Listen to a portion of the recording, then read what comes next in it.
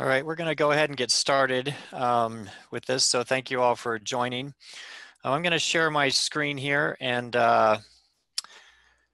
we'll go ahead and get started. So what we want to talk about tonight is managing fractures and ankylosed spines. So this is going to include ankylosing spondylitis and DISH, and we'll talk about the differences and nuances of those. The faculty joining me will be Dr. Carlo Bellabarba, who's been at University of Washington for a good 20 some years and does a lot of trauma. And then Dan Gelb from University of Maryland, who's also been there for a couple decades. And so they will be joining. Disclosure information, prior to this webinar, all potential conflicts of interest were resolved. Here are the conflicts as listed, but nothing really should be relevant. And in terms of AO North America, there are no financial relationships to disclose. In terms of the overview of this particular webinar, what we want to talk about are fractures in patients with ankylosing conditions of the spine present unique challenges that must be recognized to ensure that they receive appropriate and safe care. This webinar will explore these issues through case examples, starting with initial presentation workup, all the way through the definitive operative management. We'll explore how to troubleshoot the various complications in order to deliver optimal care and hopefully minimize risk. Our learning objectives, we want to recognize special factors associated with these ankylosing conditions to try and minimize errors, not only in the management that I think we are primarily involved as surgeons, but also in the workup. Utilize appropriate diagnostic tools and understand the dangers some of these may have. Implement appropriate surgical care, including appropriate positioning and various fixation techniques. Hey, Rick, your screen's not sharing. Rick, your screen's not sharing. Sorry, guys. Let me sort of...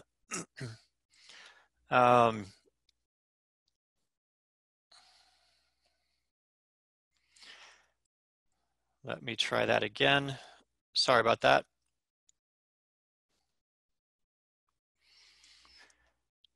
So hopefully you understood there. I sort of read through a couple of those in terms of the overview and learning objectives.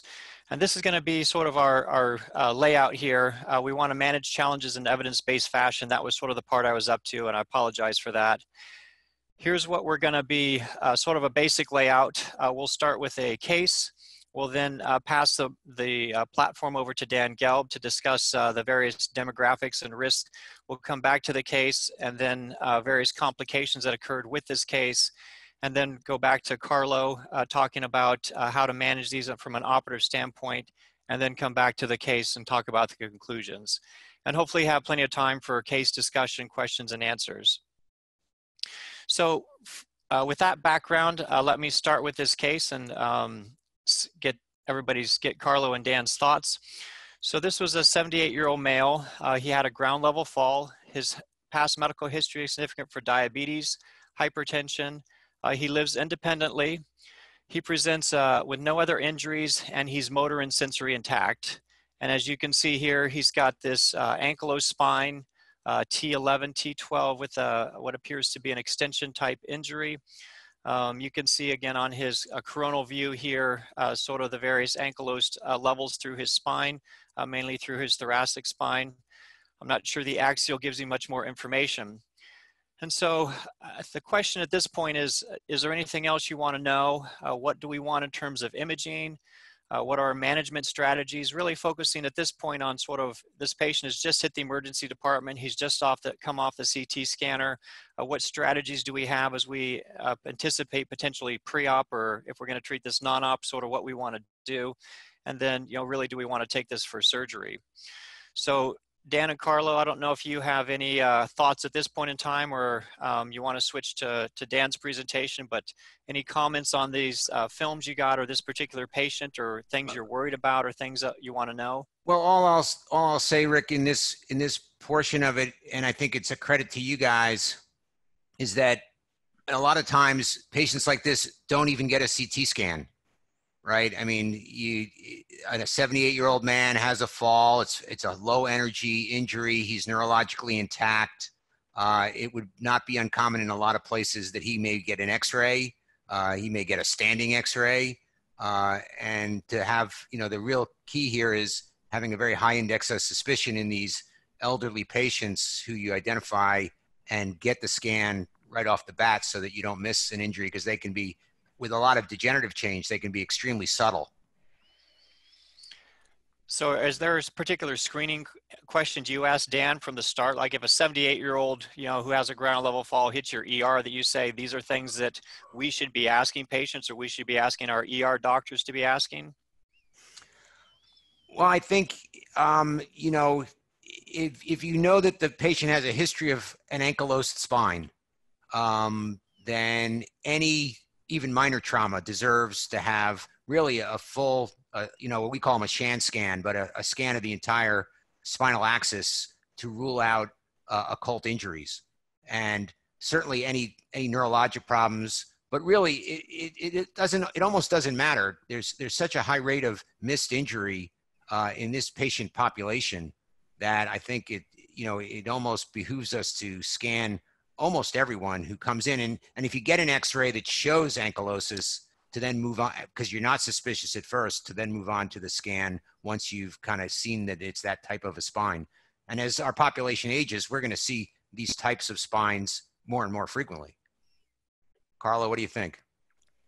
Yeah, I would mirror what you said, especially the second part. Well, actually both. So first of all, any patient who's got a known history of ankylosis with new back pain and any kind of trauma, no matter how trivial, has a fracture until proven otherwise.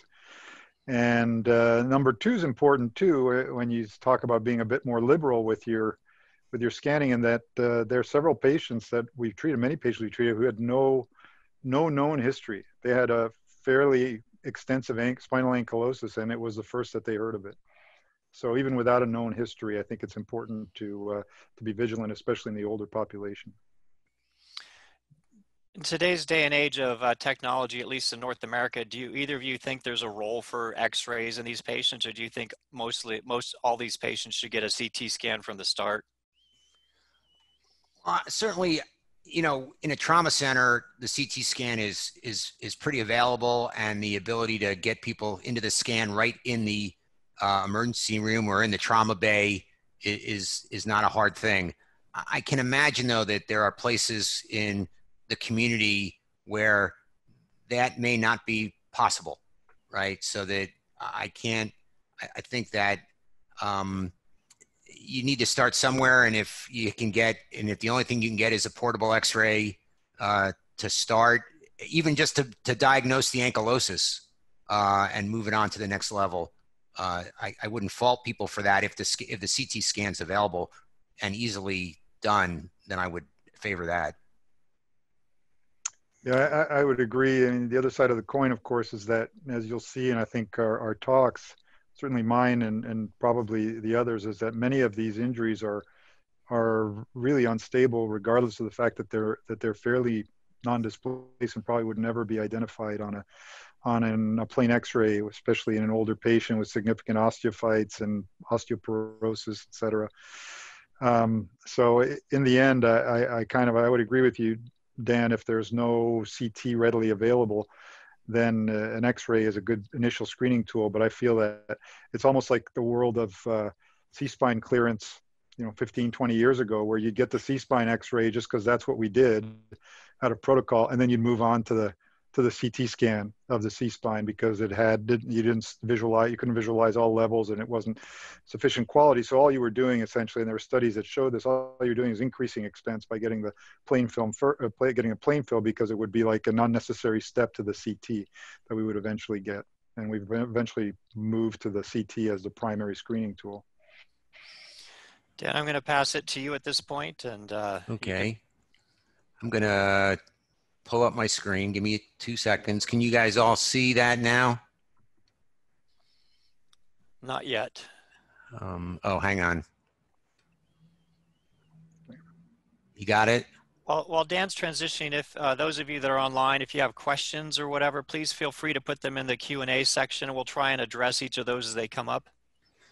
So I'm just going to speak a little bit about the initial evaluation and management. And we'll talk a little bit about the difference between ankylosing spondylitis and DISH syndrome. And I think it's important to recognize that many of the ankylosed spines we see in the elderly don't fit into either category. They're not really true ankylosing spondylitis. They're not really true DISH, but they act in much the same way. But these are the two most commonly named syndromes. And we'll talk about the presentation and we'll talk about the workup.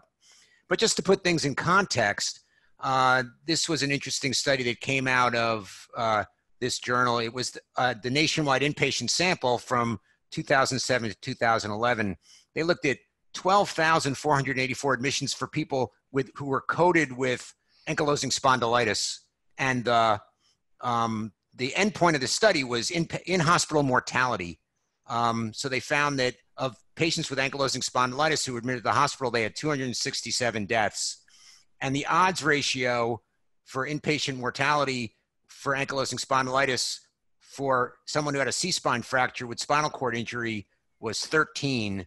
The mortality for sepsis, or the odds ratio for having mortality with sepsis, was 7, which is not inconsequential, but it shows you how severe the problem of cervical spine fracture in the ankylosed patient is. The flip side of that is in 53,000 cervical spine fractures, they found 408 who had ankylosing spondylitis. So again, in the cervical spine population, the odds ratio of mortality in ankylosing spondylitis is 1.5 or more than 1.5 times the general population. So ankylosing spondylitis is the paradigm of the ankylosed spine. It's a progressive systemic inflammatory condition. It affects about 1.1 to 0.3% of the general population, and it goes through progressive ankylosis, which usually starts at the SI joint and works its way north up the spine. The classic symptom, the classic presentation is someone in the younger age group who has chronic back pain, limited range of motion, limited chest expansion, and HLA-B27 positivity has been found in many patients, but it is not necessary to make the diagnosis. And these are the diagnosis of ankylosing spondylitis is made by a series of criteria. And if you have back pain greater than 3 months and you're less than age 45, either you can have sacroiliitis or one of these other symptoms. And so Crohn's disease and psoriasis and many of the other, what we call seronegative spondyloarthropathies fit into this paradigm. Or you can be HLA-B27 positive and have 2 of the features. So that's how the diagnosis technically is made in rheumatology, but notice the other symptoms that can come along with it. Here is the typical X-ray of an ankylosing spondylitis patient, and you see these linear, what they call linear syndesmophytes, or very thin bridging bone across the disc space with relative preservation of the disc space height and a good deal of osteopenia. So you can see how this makes the spine, they call it a bamboo spine. It's very rigid and very fragile.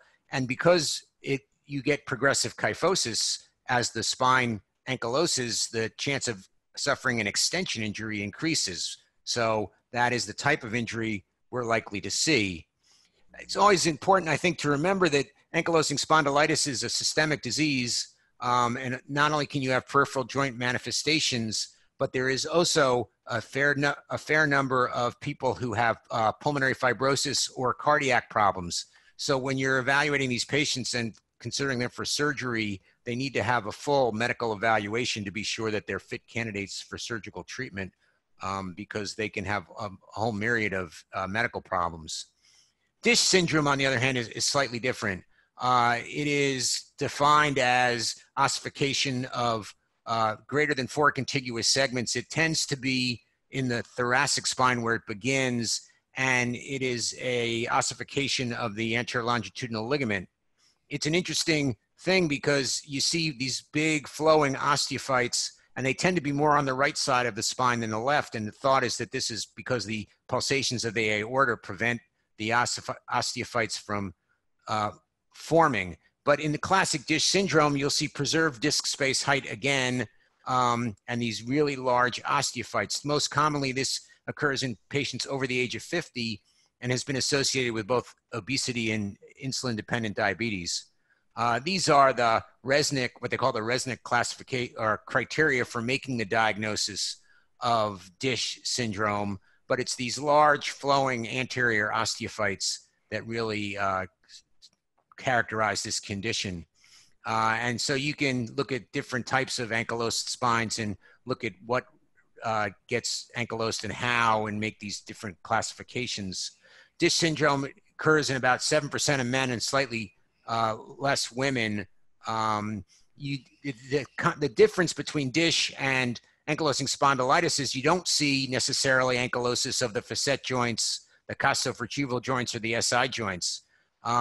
So in this syndrome, as opposed to ankylosing spondylitis, where the fractures tend to be through the disc space, because these osteophytes are so big and broad and thick, the fractures tend to go through the vertebral bodies, or they may go through the unfused portion of the spine, where the spine goes from a very stiff segment to a more mobile segment. So these are places where it's important to focus your attention during the process of evaluation to be sure that we're not missing fractures that can be fairly subtle.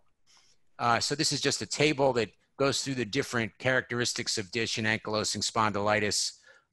Again, the DISH syndrome tends to be older patients. Ankylosing spondylitis occurs in more younger patients.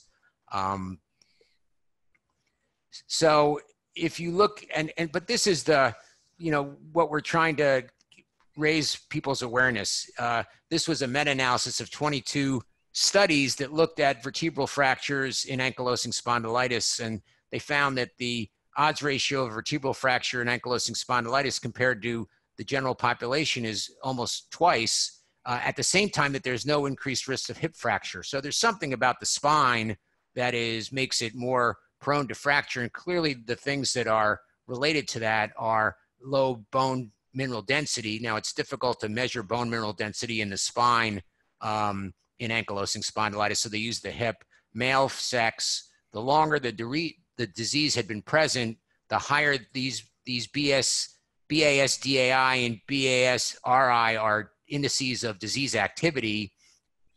And irritable bowel also tended to be something that increased the risk of fracture. Here's another study that looked at fractures in ankylosing spondylitis. And this study was interesting because it looked at pre-existing fractures in patients who showed up to clinic, and then it looked at new fractures that occurred later on. And it was interesting that about 20% of patients showed up to the office or the clinic, their ankylosing spondylitis clinic, already had fractures. But what's important to note is that these fractures were mostly type A compression fractures. So here's a clinical example of someone who presented to our institution with what's clearly a type C fracture, but had a old healed type A fracture down here, or just a simple compression fracture. So although we classically think of ankylosed spines as having either extension type injuries, B type injuries, B3s, or Cs with complete dislocation, there actually is a fairly high incidence of compression fractures, which may or may not be symptomatic, but can complicate management when planning fixation.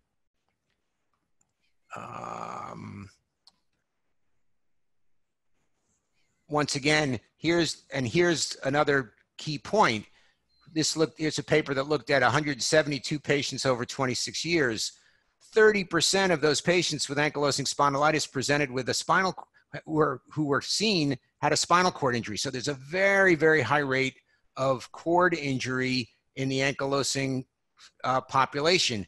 And much more importantly, 19% of these had a delayed presentation. So it's not uncommon for patients to say, I had a minor fall, I've had some back pain, but they don't, and they may go for several days or even weeks before they finally develop a spinal cord injury or a neurologic deficit.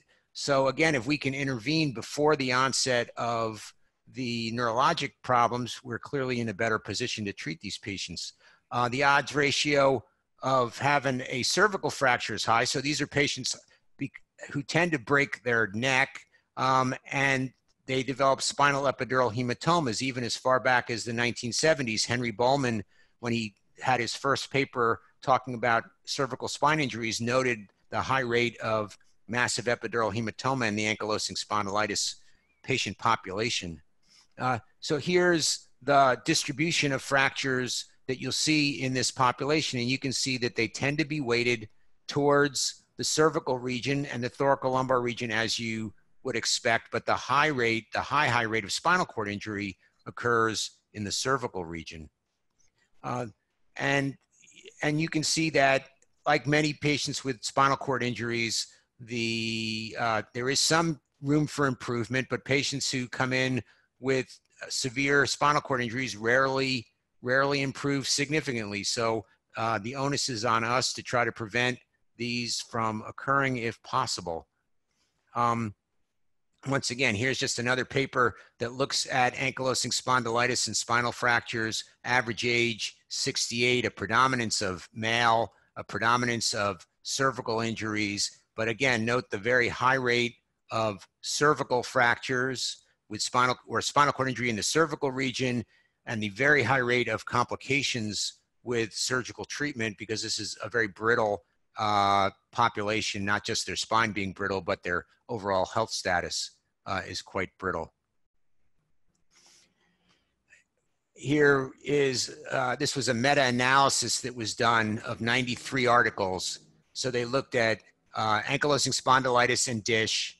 They found that the delay in diagnosis was actually somewhat greater in ankylosing spondylitis, but not inconsequential in either diagnosis. The spinal cord injury, again, was somewhat higher in ankylosing spondylitis, but a very significant number. And the mortality in the surgical group was high, but the mortality in the non-surgical group was even higher. Now, this is a meta-analysis, and what kind of selection bias was seen in these in these individual studies, it's hard to know, but I think it's clear that in these highly unstable spines that have a potential for neurologic deficit, that non-surgical treatment plays very little role in our treatment. And you can see that in most of these cases, again, the extension injuries were extension and then rotation injuries were the most commonly seen, and compression fractures are unlikely to occur.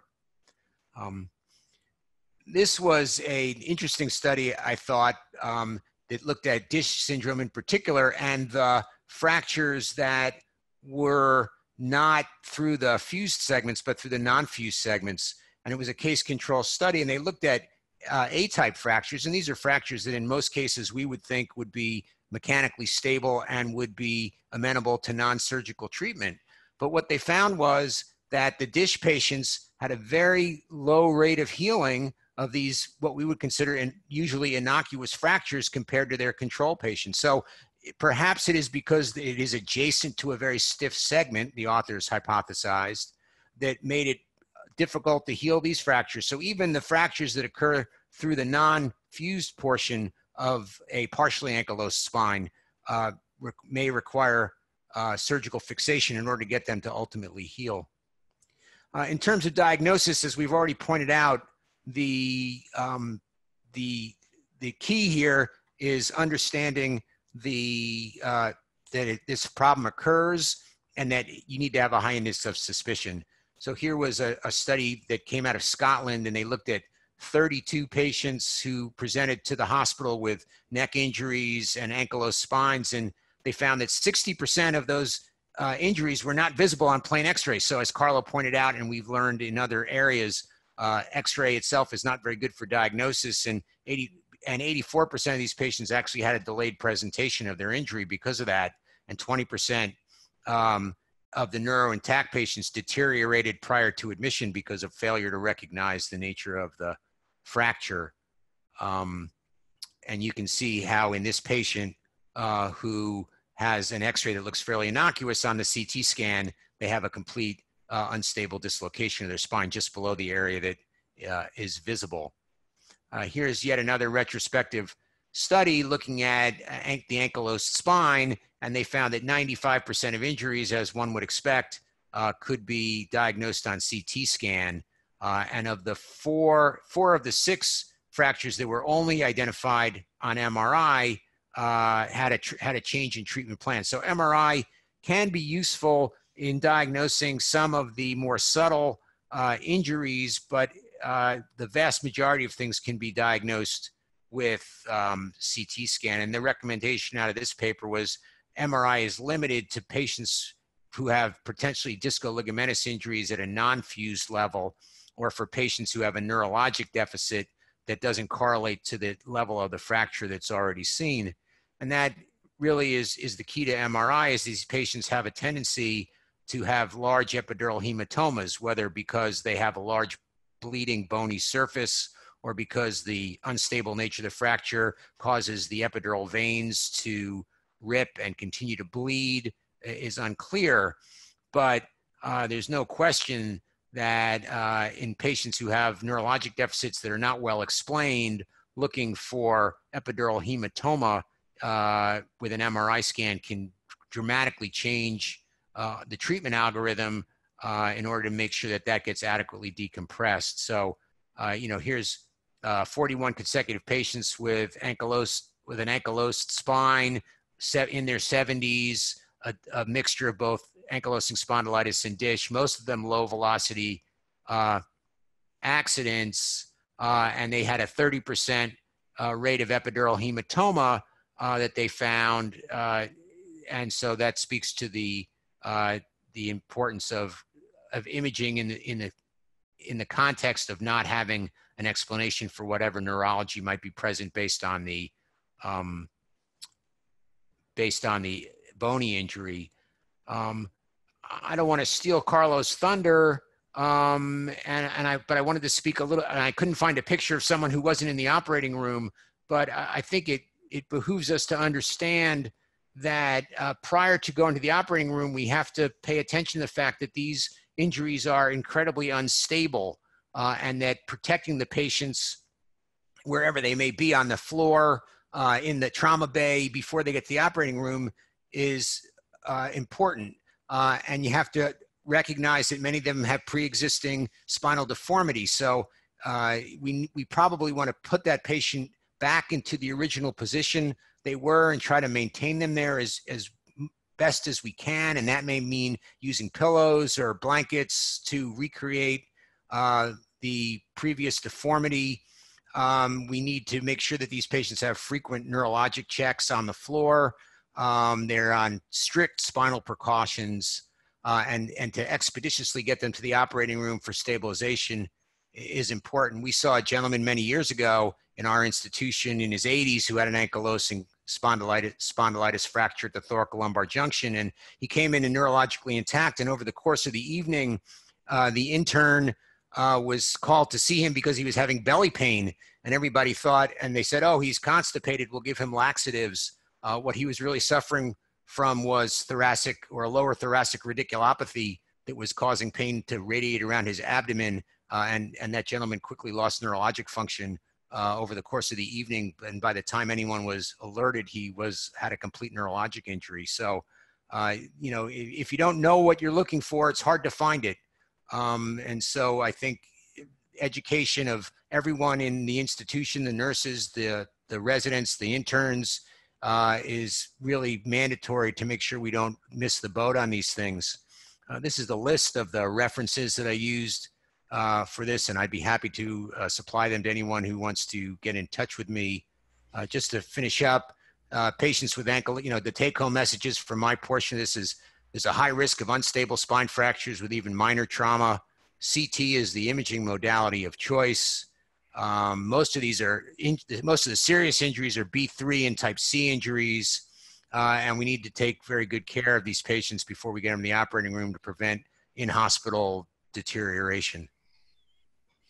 So Dan, as you're switching your screen back, 2 questions for you. Number one, if you have a younger patient who has no history and you may suspect has ankylosing spondylitis, what is your criteria to say that person should get a CT scan? There was a question that somebody posted where they see a lot of ankylosing spondylitis in younger people. So how do you try and differentiate that?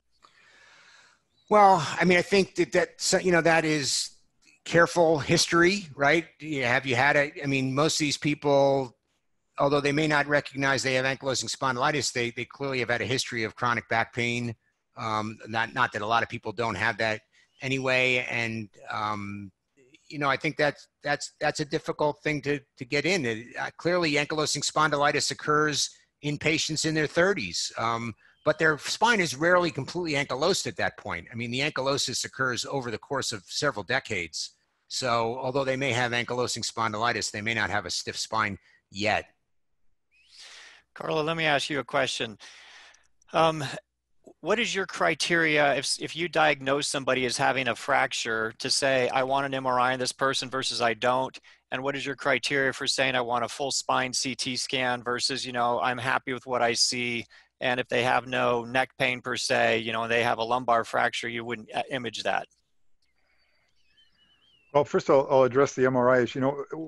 There was a paper out of our own institution probably 20 years ago that suggested that without an MRI of the entire spine, that CT alone would likely miss additional injuries. So meaning if you had diagnosed, there's a pretty high rate of non-contiguous fractures, somewhere in the 10% range. And so the issue was that if you actually have a fracture identified in an ankylosed spine, that you should look for other fractures, and that the MRI was a better means or more sensitive means for detecting them.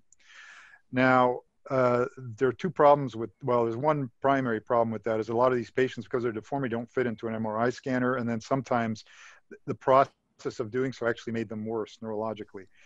And since then, and Dan cited the Tavellaro paper, which is also out of this institution. We found with the increased resolution of CT scans that CT scans alone are sufficient for the most part, other than those small percentage of patients, in detecting bony injuries. And I think some of those other injuries in which the plan change had to do with things like epidural hematomas, et cetera, that wouldn't be detected on CT. But the second hand, so I would get an MRI basically if there's a neurological deficit that is not explained by the fracture. If I suspect an epidural hematoma, for instance, I want to know how extensive the hematoma might be, how much of a decompression I might have to do, et cetera. It's nice to know that going in. So if the patient's neurologically intact, I wouldn't necessarily get an MRI. If they have a deficit that fits their location of the fracture, plus minus. If they have a deficit that seems well beyond what should be explained by the fracture location alone, I think that's where I'd get an MRI. Answer number two, I'll be more brief, is that anytime I identify a fracture of the spine in an ankylosed spine, I want a CT of the entire spine to look for non-contiguous injuries because they're so common. Dan, do you guys have a protocol in Maryland for that, or? Well, we clearly, I agree with Carlo. I mean, if we identify one injury, the entire spine gets a CT scan. It's not, in fact, most of the time, most of these people are getting an entire spine CT right from the get-go. We don't even think about it twice. Okay. So let me come back to this case. Is this hopefully showing up okay? Yes. So back to the case. So here's our injury.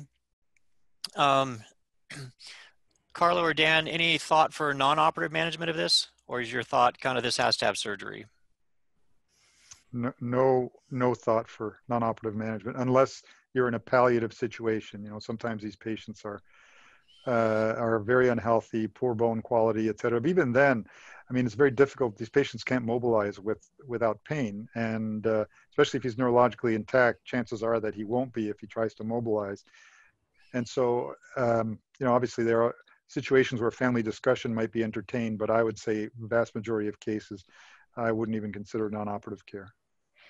Yeah, not in this case. I mean, we will see people who have bridging osteophytes, and they have not to this degree, but they have a small extension type injury, and their facet joints in the back look like they're completely fine. Zero evidence of fracture traveling through the posterior elements, and occasionally we will let those people try to sit up, and if they're comfortable, and we get an X-ray and everything looks like it's maintaining its alignment. I can't say we've never treated them non-surgically, but I'd say that 99% of the time the person gets some type of surgical procedure. Okay. So we'll move forward here. So we plan for a posteriorly based procedure on this patient. We got baseline signals, and maybe Carla will talk a little bit about why, do we need those or not? And these were read as normal. Again, this patient came in neurologically intact. So we positioned the patient prone on the operating table. Again, given the extension type mechanism, we thought it'd be best to put him on a kyphotic type frame as demonstrated here. And this is what we saw on our index C-arm shot. A little bit of extension, a little bit of translation. However, when the monitoring folks finally got all their monitoring hooked back up, they said, "Oh, doctor, I want to tell you that there's a loss of SSEP and MEPs. We have nothing now. Clearly, the signals are down." And so the question is, what do we do now? And what I'll do at this time is, partly for the sake of time, I'm going to turn things over to Carlo to talk about these things and see what thoughts he has, and if this is a common scenario or this is uncommon. So Carl, I'm going to turn the screen over to you and tell us your thoughts. Okay.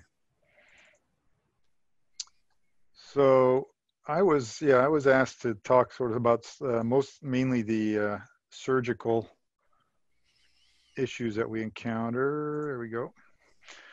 With a focus on things like positioning and neuromonitoring. I'll try not to digress too much here. So yeah, these are the things that I really wanted to focus on. How does positioning for patients with these types of fractures differ from that which we see as more typical spine injuries? Emphasize the importance of neuromonitoring in treatment of these fractures in particular, and also talk a little bit about instrumentation and approach to instrumentation, et cetera. And this is sort of my general treatment principles and also take-home message slides. I wanted to throw that out there at the beginning. So these are, we've talked about a lot of this. I don't need to belabor these points. They're typically unstable injuries. There's a high missed injury rate because even subtle injuries can be very unstable. In our paper, actually, there's about a 20% rate of missed injury, of which about 85% actually worsen neurologically. So there are significant repercussions to missing these injuries. You have to think of them in terms of them being a long bone fracture because of the long lever arms and the rigidity. It's almost like you have a non-displaced fracture of the femur, for the orthopedic surgeons out there, of the femoral shaft. You don't send those patients out on crutches because it's bound to displace. And now if you picture a spinal cord going through the intramedullary canal, well, that's essentially what the situation that we're dealing with here. Typically, when you're thinking of instrumentation in these types of injuries, you're looking really more at what you're thinking of is how long does your instrumentation construct need to be and how many points of fixation do you need? You're not really looking at it in terms of fixation levels in the usual sense because the levels are already fused. So all you're looking at is length of fixation, points of fixation, and really the only morbidity is obviously the length of the surgery, the blood loss, et cetera, not so much the fact that you're taking away motion like you could take into consideration in other, when you're instrumenting other types of spinal conditions and other fractures. Positioning can be a real challenge. And I'm going to focus quite a bit on this. And for that very reason, neuromonitoring is particularly important in these types of situations. And then, I don't know if we'll have time, but one of the questions that comes up a lot, and I think there's already been, I thought I saw momentarily a question in the chat area of, well, should you take advantage of the fact that the patients essentially auto-osteotomize their spine and do a reconstruction in a more physiologically, in improved physiologic alignment. So in terms of important issues, I'm not going to talk about the diagnostic challenges too much. That's Dan's already dealt with those, but treatment challenges, and in particular, surgical consideration, a little bit about the acute treatment. And I'm not going to talk about the comorbidities too much. That's already been discussed. So first of all, when we see these patients initially, two things I think to keep in mind: high rate of non-contiguous injuries, so you have to look for them. We've already discussed that.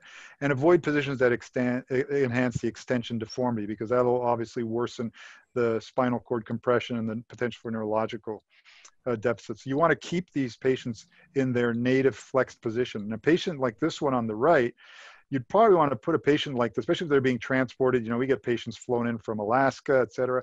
It's actually a good idea to put patients like this in a lateral decubitus position because the supine position will hyperextend them more. And of course, that's completely different from what we think of in terms of backboards and immobilizing patients for other injuries. And you want to absolutely avoid Gardner-Wells tongs. You take a patient who's got a severe cervicothoracic kyphosis and a hyperextension injury, and you put them in Gardner-Wells tongs, well, guess what happens? They're going to hyperextend even more, and they're likely to have a neurological deficit if they didn't already have one, or worsen the situation. So again, and look for the non-contiguous injuries. This is fairly common.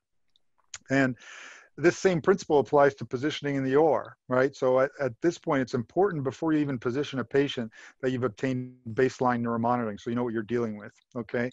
And then you have to position these patients in essentially their native position of deformity, if you will. Sometimes that's hard to achieve, so you accept what you accept, but you want to at least make an effort to do so. And the reason for that is if you hyperextend these patients, they'll usually retrolesthese as well. And what you'll have is the leading edge of the lamina below will compress the spinal cord between it and the posterior inferior aspect of the vertebral body above. And so you really want to try and keep these patients flexed, and that can be challenging. So there are various tables. I saw a question that was asked before is, what if you don't have access to these specialized tables? Well, you have to be creative. Sometimes even with these tables, they don't accommodate the kind of deformities we see, not just obviously in ankylosing spondylitis fractures, but in deformity reconstructions, et cetera. And you've got to use bumps and slings and whatever you can to try to essentially drape the spine at the area of the fracture over these bumps in a manner that will try and restore the patient's native alignment. So typically what we'll use here is for lumbar and sort of low thoracolumbar, if you will, injuries. We use either something like a Wilson frame, as Rick demonstrated, or the axis, pro-axis table in a flexed position. A good example of what we do in the thoracic spine is basically use a standard Jackson table with, instead of having the chest piece up here where it really wouldn't be accommodated anyways due to the patient's deformity, you have it lower down. So you have it acting as a fulcrum, and the patient's positioned in Mayfield tongs here. And with cervical, and so you could almost recreate here, you see the patient's essentially you're restoring the patient's overall alignment and trying to keep them from hyperextending.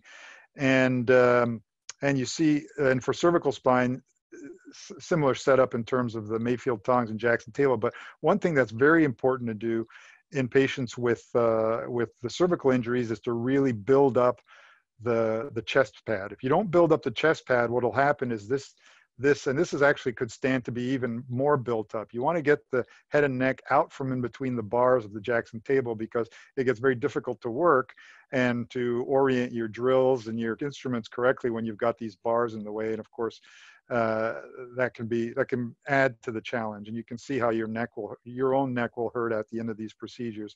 We usually place these patients in considerable reverse Trendelenburg. It decreases blood loss. These patients will bleed a lot due to the inflammatory process as well, the inflammatory nature of the disease, but it also kind of helps keep their neck a little bit more horizontal. And you can also see why historically some surgeons have done these patients in the sitting position whenever they're dealing with ankylosing spondylitis. So I'm going to now sort of shift gears and show 4 cases that sort of illustrate the issue of challenges faced in terms of positioning these patients intraoperatively. So this is the most straightforward of them. This is the one that, when all goes well, you have a patient. This patient's a 54-year-old auto mechanic who had no idea. We talked about how patients sometimes don't know that they have this diagnosis, had no idea that he had ankylosing spondylitis. And he was involved in the high-speed motor vehicle collision, so it wasn't a trivial accident. And he's got, as you can see, an extension injury and a bamboo-type spine in a patient with ankylosing spondylitis. So he's got a little bit of an epidural hematoma, but he's neurologically intact, and it's an isolated injury. So I think everyone would agree this is an operative type of indication. And so you want to do is you want to obtain baseline electrodiagnostic monitoring these patients. So again, you know what you're dealing with before you position the patient.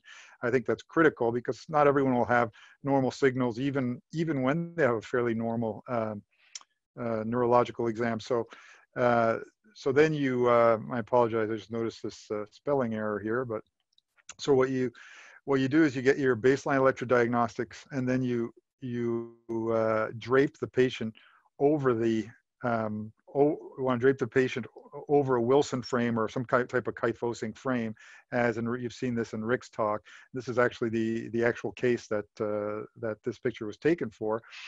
And you can see that that actually decreases, even though he's widened, it decreases the retrolisthesis. And in my experience, it's the retrolisthesis that will cause a neurological deficit. It's not necessarily just the fish mouthing, if you will, or the distraction of the, at the disc space or at the fracture. It's really the retrolisthesis that causes that compression between the superior aspect of the lamina below and the inferior aspect of the vertebral body above. And then once you've got him positioned in reasonable alignment, signals remain stable, you basically instrument them. And how long do you instrument these patients? Well, it depends. As I made the analogy before, it's like treating a femur. If someone has fairly good bone, I probably wouldn't do less than 2 levels above and below. If someone is a fairly young patient, like this patient was, with reasonable bone, even in a patient with ankylosing spondylitis, fairly early stages, I think 2 above and 2 below is reasonable. In our paper from 2010, we found that we had no failures in patients who were treated with 3 levels above and below, and few failures in patients who were treated with less, but it certainly wasn't powered enough to make a significant determination in terms of recommending a specific number of levels. Electrodiagnostic in some form is mandatory in these patients. They're so unstable that shifts in alignment are extremely common, and they can cause neurological problems, and you need to know that that's going on in real time. And so obviously here, and in many of our institutions here in the US and in the West in general, I'd say, and in developed countries, you have electrodiagnostic monitoring. There are some places where that's not available, and obviously I can appreciate that.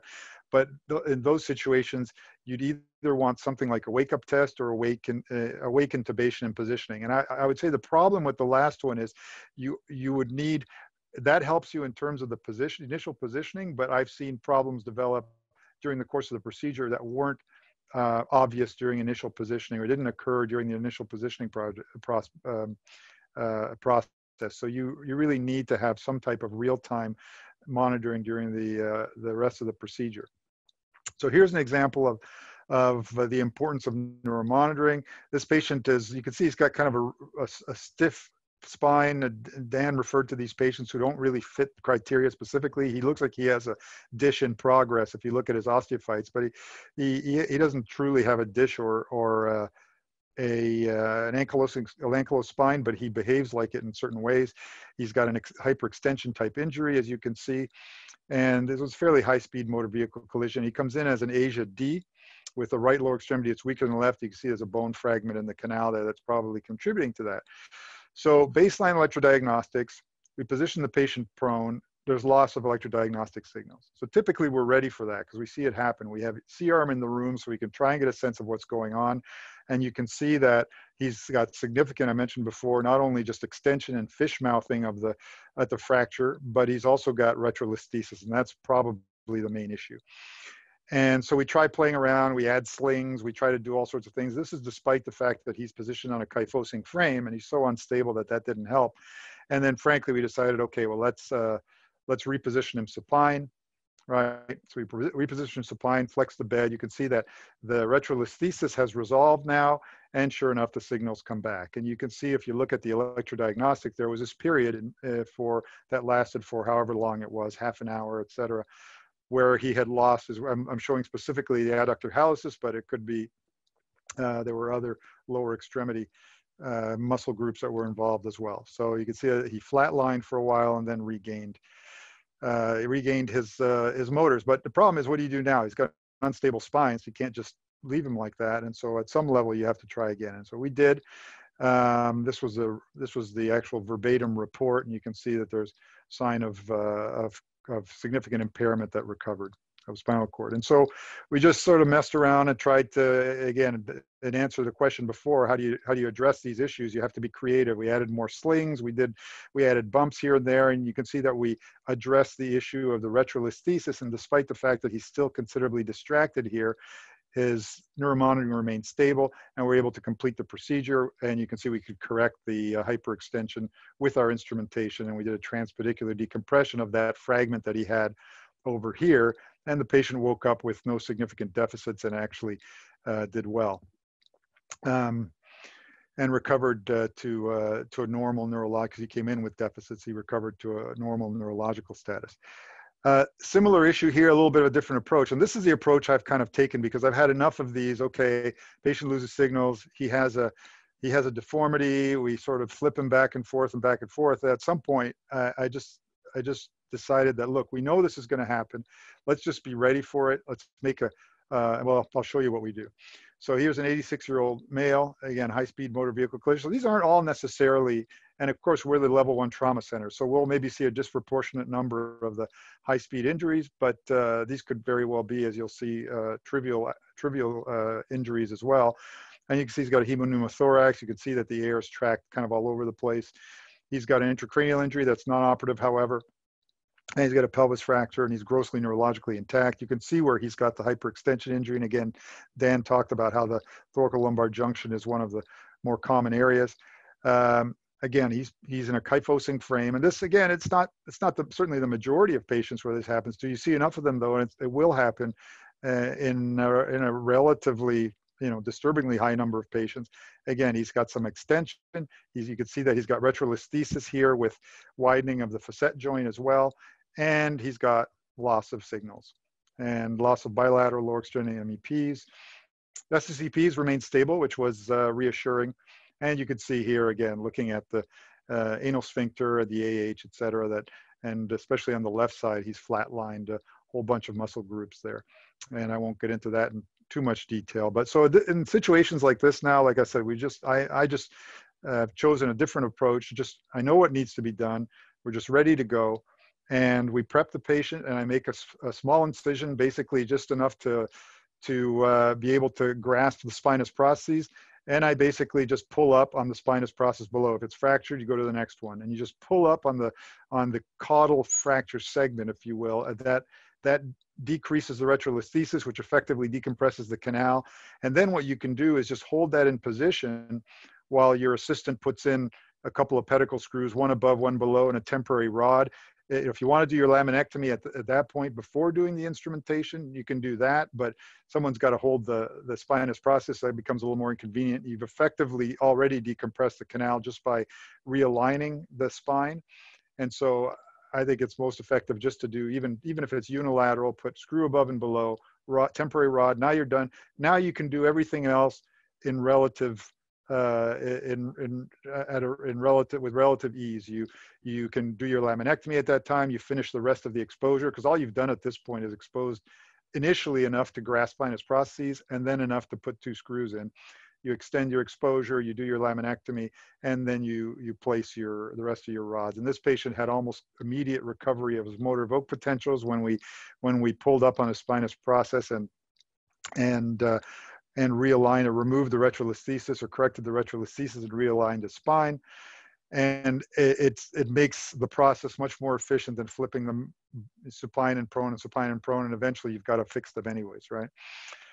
And so he underwent a T1011 laminectomy after his temporary rod, and then a T8 to L1 PSIF, and he had full recovery and full neurological function postoperatively.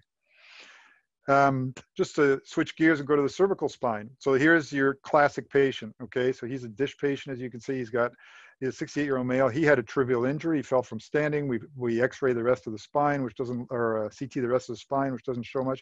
And this shows you how these relatively minimally displaced fractures can be extremely unstable. I mean, this fracture is not too impressive on CT. One thing that's disturbing here is anytime I see posterior element fractures in any form, and this looks like really only a spinous process fracture, but it's not like this guy had a tree branch fall on him or anything, right? This is a patient who fell from standing and fell probably face forward and had a hyperextension force. And if he's really got an ankylosed spine, it's hard to imagine that he can fracture his posterior elements without having enough of a deformity, at least temporarily, to have a nutcracker effect on the posterior elements, which is probably what happened. And then he reduced, and now he looks kind of ominous. This fracture looks ominously benign. And so we decided to take this patient. He's neurologically intact. We decided to take this patient to the operating room. And again, baseline neuromonitoring, positioning, everything remained stable. Procedure was uneventful. We had all our screws in. Now we're debating, do we do a laminectomy or not? Well, his alignment looks good as far as we can tell. he's neurologically intact to begin with. His baselines were great. He's been stable. Let's just make sure that we don't hyperextend the spine when we put the rods in. So we very meticulously contoured the rods. I felt like I've never seen a rod fit into the into the tulips of the screws so well. You lock in the set screws. You don't see any visible shift of the alignment of the spine. It's all good to go. High fives all around. I go talk to the family. I'm talking to the family, and my phone buzzes, and I look, and there's a text from the OR saying patient's lost signals. And so I basically tell the family, it's like, hold that thought, I'll be right back, right? And I go back in, and you know what needs to be done. It's a simple enough problem. I scrub in, we do a C7 laminectomy. This shows you again, it's mostly the right side, upper and lower extremity. You can see that the patient's now dropped his AH, his EHL, and his FDI. So everything kind of distal to triceps really is gone within, let's say 10 minutes of having placed the rod. And so we did a C7 laminectomy, and sure enough, that leading edge of the lamina was digging into the dorsal aspect of the dura. And this is the part that's not surprising if you've done enough of these. So of course, you can see that there's recovery. That's not surprising is when you get the post-op CT, even though you've done everything to try to maintain his alignment, he looked very non-displaced to begin with. Intraoperatively, everything looks great. I mean, this is what you're looking at intraoperatively, right? You're looking at this, like Dan showed with the pre-op x-ray. So you can't really see the alignment. So you always have to assume that you've probably hyperextended these patients, and that, I'd say I'd have a low threshold for doing laminectomies in situations like this for obvious reasons. Another time you'd want to do a laminectomy is a patient has epidural hematoma, especially with neurological deficit, right? Which usually happens in patients who have an intact tube, so less displaced injuries, right? If you have a blown apart fracture, well, first of all, with a lot of displacement, first of all, they typically have neurological deficit to begin with. Second of all, the hematoma decompresses itself. But if you have an intact tube with bleeding surfaces, and this is, again, one of these very intimidating fractures. If you look at it, if you look carefully, you can see that there's a fracture, right? And, and you can see it on the MRI, but it looks fairly benign, but you see this patient's started getting worse neurologically. One thing I meant to mention, Dan, is it seems like half these patients are on Coumadin. That's another risk factor when we're talking about risk factors of epidural hematoma. It seems that these ankylosing patients, they're elderly often, and it seems so many of them are on blood thinners, and that's another risk factor. And so this patient goes to the OR and basically just gets the laminectomy and a decompression. So in terms of fixation, I mentioned already, just think of them as long bones with a certain length that needs to be spanned, and a certain number of fixation points, whatever you're comfortable with, rather than it has to be X number of levels or a fear of doing too much of a quote unquote fusion, okay? And stay away from short segment type things, like for instance, this ACDF was done in a hyperextension type fracture, and that's obviously not a good idea. You can see it fell apart, and even I would even argue that maybe the posterior bailout was a little bit short in terms of stability. You really want these long segment fixations. Just briefly, should we correct alignment? I think that's always an issue. The way I look at it is, if the patient, a lot of times these patients, even if they're quite kyphotic, they're getting by just fine. It's not a huge quality of life issue in terms of their alignment and their horizontal gaze. If they're having significant issues with horizontal gaze, and let's say I've had a patient, for instance, more than one that I can think of, who actually had their osteotomy scheduled. And so in a situation like that, if the circumstances are right, well, then you have a discussion with the patient and their family, and you proceed with a corrective procedure. And the good thing about the ankylosing spondylitis patients, this inflammatory disorder, even with a large gap anteriorly, they will often fuse anyways. That was the original Smith-Peterson osteotomy, right? Where you just crack the spine and correct it and leave a huge gap in the front, and they wouldn't even instrument them initially, just brace them. But oftentimes they'll heal. Here's a patient where we tried, well, we didn't really even, all we did was fix her in situ. Now, she was probably, this was my case, she's probably a bit too much of a risk factor for not reconstructing the anterior spine, BMI of 50, pretty osteoporotic, fell from a chair to sustain this injury. And so she eventually failed, had broken rods, and the second time we did an inner body fusion, and she healed well, but you can see that she kind of sagged a little bit, but she's actually pretty happy with her. It's much improved relative to pre-op, her overall alignment. So anyways, I think I'm probably a little over time, but getting back to the take-home messages. These are unstable injuries, even when minimally displaced. You've seen how easily these fractures will displace. So take them seriously, even if they, especially if you could clearly identify 3-column injury, and then try and imagine if they're really ankylosed, how you can possibly have an anterior column injury without a posterior column injury. That becomes difficult to comprehend. So I think I would assume that they were a 3-column injury unless proven otherwise. Think of them as long bones, instrument long, posterior extensile approach for various reasons, less osteoporosis, more extensile in general, easier to reduce and manipulate the spine. Positioning can be a real challenge. Make sure you use some type of neuromonitoring and do what you can to maintain their kyphotic malalignment. Even if you're planning to correct their alignment, don't do it until you've done a laminectomy. So again, I can't stress the importance of neuromonitoring enough. And in terms of whether you correct their alignment, I certainly wouldn't do it as a default, but I think there are circumstances in which it makes sense. Thank you.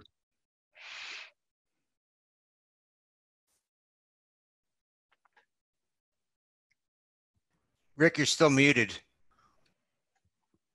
Thank you. So Carlo, question for you. So many of these patients end up with a gap in the front. What is your criteria to say that we need to fill that gap? So that patient that I treated was from probably 2004, 2005. The lesson I learned from her, which is probably something I shouldn't have taken me that long, is that if patient has significant risk factors, of which high BMI is one of them, which many of these patients seem to have, I would probably just do an anterior reconstruction to begin with.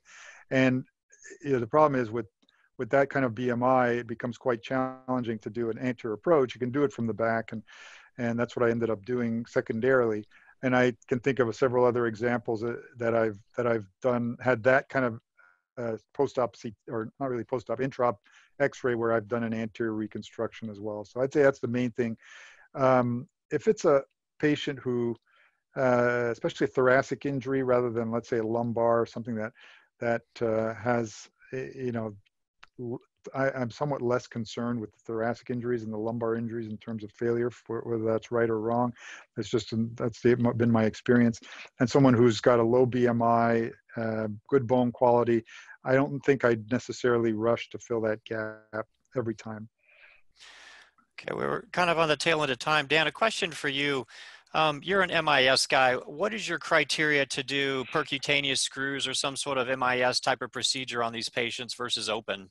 Well, if you hadn't brought it up, I was going to bring it up as well, Rick, because I think that especially in the more elderly population, MIS can be a real friend for you because despite the fact that you need to do an extensile approach, the surgery itself can be very bloody. The muscle is not good muscle, and it can be, and you put the patients at real risk.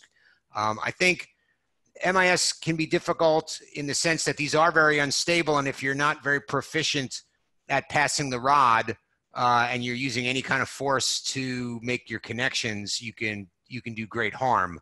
So you need to be doing it on a pretty regular basis. I wouldn't do it once in a while because it's a pretty, you have to be very gentle in your rod passage. The other thing that makes it hard is kyphosis. I mean, it's much, in a thoracolumbar junction that's relatively straight, putting in, sometimes we just do 2 above, 2 below. We don't always do 3 but the segments are close together. You're putting 4 screws right next to each other. So it's passing the rod from one screw to the next is a relatively short run. And it's not that hard to pass the rod. But if the spine is significantly kyphotic, passing that rod is very, very difficult. And sometimes you have to pass it almost in a lordotic posture and then spin it to get it to go into the right orientation. So, but I do think that there is a real role, especially for the ones that are less displaced. If you've got 100% displacement, I don't think I would try to do that percutaneously, but some of these ones that are just fish-mouthed open and pretty contiguous, I think that MIS can be a real boon. Okay, so we're kind of on the tail end of time. Let me sort of jump ahead and sort of show what happened in this case. So hopefully this shows up. We can see the change here. So we adjusted the bed, we tried again, and ultimately this patient ended up with a T9 to L2 post-instrumented fusion.